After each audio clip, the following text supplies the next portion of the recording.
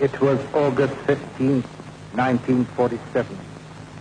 And over Karachi, a new flag fluttered in the morning breeze. It was a flag of white and green, with a star and crescent mounted thereon. This flag had replaced the familiar ensign of red, white, and blue, which had been the symbol of British rule. The unfurling of the new flag announced the end of that rule and the inauguration of the free dominion of Pakistan. With the change of flags, there came a change of personnel also. For in this mansion, which in the past had housed many a British governor, there now came into residence the first Muslim Governor-General of Pakistan, the Quaid-e-Azam Muhammad Ali Jinnah. On that mellow mid-August morning, a distinguished gathering waited for him in the courtyard of Government House. Members of the Cabinet, the Secretary General, Mr. Muhammad Ali, Mr. Ghulam Hussain Hidayatullah, the Service Chief, the Area Commander, Major General Akbar Khan, the Defense Secretary, Mr. Dundas, the Indian High Commissioner, Sri Pakasa, the Chinese representative, Mr. Yusuf Harun, Mr. Altaf Hussain, editor of Dawn. Miss Fatima Jinnah arrived and took a seat.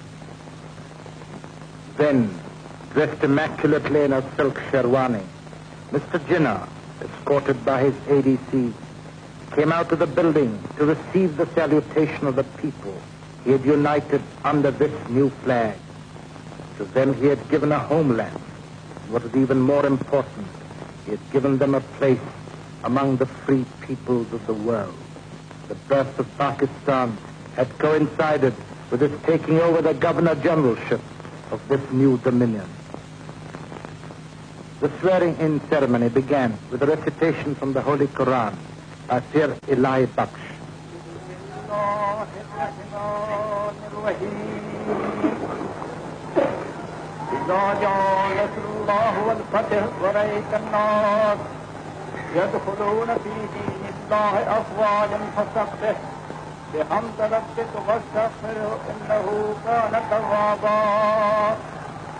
The Secretary General of the Cabinet, Mr. Muhammad Ali, then read His Majesty's commission. The oath of allegiance and office was then administered by the Chief Justice of Lahore. Solemnly affirm true faith and allegiance to the Constitution of Pakistan as by law established. In turn, the oath was administered to the 7 members of the Cabinet, led by Mr. Liaquat Ali Khan, the new Prime Minister. His wife looked on. Then came Mr. Chandrika, Mr. Ghulam Muhammad, Mr. Abdur Rab Nishtar, Mr. Ghazanfar Ali Khan, Mr. Mandal, followed by Mr. Fazlur Rahman. Duly sworn in, His Excellency Quaid-e-Azam Muhammad Ali Jinnah then went to the top of the steps. The flag of the new dominion was unfurled, and a new chapter began for that part of this continent which would henceforth be known as Pakistan. As he stepped down to inspect the guard of honor, no one could have been more conscious of the importance of that moment than the man who had made that moment possible. As he put it in a broadcast to his people that day, August 15th marks the fulfillment of the destiny of the Muslim nation. He was aware also of the responsibilities of that state and of its citizens, for as he said in the same broadcast, it gave them an opportunity to demonstrate to the world how a nation containing many elements can live in peace and amity and work for the betterment of all its citizens, irrespective of caste or creed. He defined the object of Pakistan as peace within and peace without. He said they wanted to live peacefully and maintain cordial, friendly relations with their immediate neighbors and with the world at large. He said that Pakistan would have no aggressive designs against anybody. So dedicated, Pakistan started out on its new adventure. Back in the courtyard, the Quaid-e-Azam received the felicitations of his closest friends and of those who were to play a part in the future of Pakistan. For his people, the dawn had come. Our minds go back 71 years ago to a Christmas day in that same city of Karachi when the Quaid-e-Azam was born.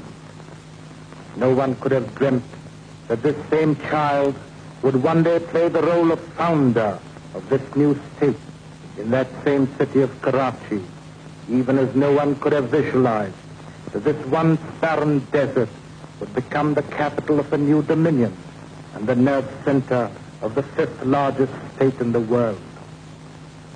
To this same city of Karachi, in August 1947, there arrived by train the advance guard of the army of architects who were to lay the foundation of this new homeland and who were to build it from scratch.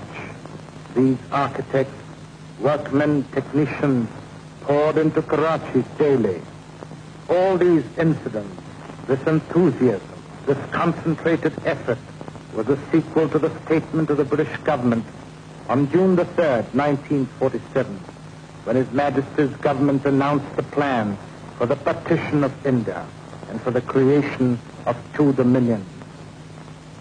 On that occasion, speaking over the radio, Mr. Jinnah said, "We must remember that we have to take momentous decisions and handle grave issues facing us in the solution of the complex political problem of this great subcontinent inhabited by 400 million people. The world has no parallel for the most onerous critical task which we have to perform.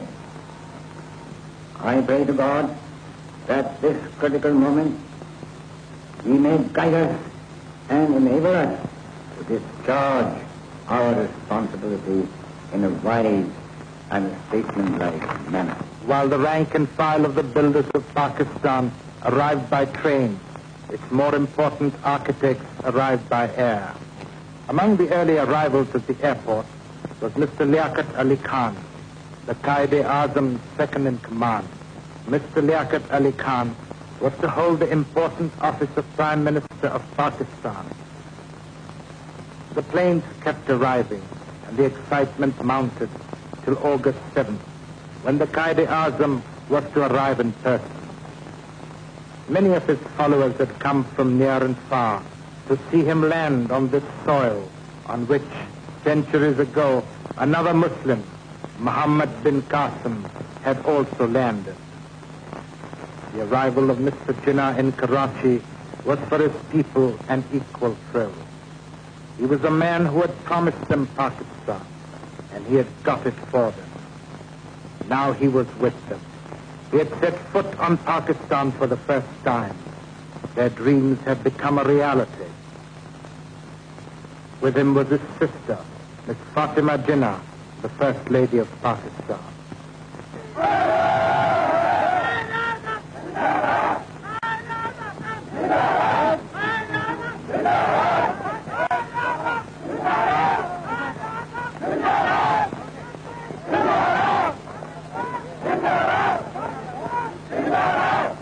Soon after his arrival, the Quaid-e-Azam was at work in his office, attending to the many details on which his decision and guidance were sought.